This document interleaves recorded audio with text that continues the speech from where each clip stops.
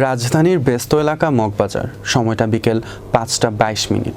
দিনের আলো তখনও ম্লান হয়নি, লোকজনের চলাচল আছে, তবে গলিটা একটু ফাঁকা। ঠিক তখনই ঘটল এমন এক ঘটনা যা দেখে আতঙ্কে কেঁপে উঠছে সামাজিক যোগাযোগ মাধ্যম ব্যবহারকারীরা। এক যুবক হেঁটে যাচ্ছেন গলি ধরে, কাঁধে ঝুলছে ব্যাগ। হঠাৎ বিপরীত দিক থেকে আসে একটি সাদা মোটরসাইকেল, ৩ যাত্রী নিয়ে। পর মুহূর্তে 2 ছিনতাইকারী ঝাঁপিয়ে পড়ে যুবকের দিকে, ব্যাগ ছিনিয়ে নিতে শুরু করে তারা। যুবক বাধা দিলে বেরিয়ে আসে চাপাতি। রাস্তার মাঝে দিনের আলোয় তাকে এলোপাতাড়ি কোপাতে থাকে সন্ত্রাসীরা। রক্তাক্ত অবস্থাতেও হাল ছাড়েননি তিনি। চিৎকার করে বলেন, ব্যাগটা দিয়ে দাও ভাই। তবু ছিনতাইকারীরা থামেনি, উল্টো আরও একবার কোপ দিয়ে মোটরসাইকেল যোগে পালিয়ে যায়। ভুক্তভোগীর নাম আব্দুল্লাহ, মতিঝিলে একটি হোটেলে হাউসকিপার হিসেবে কাজ করেন।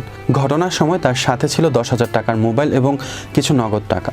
সবই নিয়ে গেছে ছিনতাইকারীরা। পুলিশ বলছে এই ঘটনায় থানায় কোনো অভিযোগ আসেনি, তবে সিসিটিভি ফুটেজ দেখেই খোঁজ নেয় আব্দুল্লাহর। গ্রেপ্তারের জন্য চলছে অভিযান। এই ঘটনা নতুন কিছু নয়। রাজধানীর অলিতে গলিতে এমন ভয়াবহ ছিনতাই এখন নিত্যদিনের বাস্তবতা। প্রশ্ন একটাই, দিনের আলোতে যদি এমনভাবে চাপাতি চলে, তবে রাতের অন্ধকারে কতটা নিরাপদ এই শহর?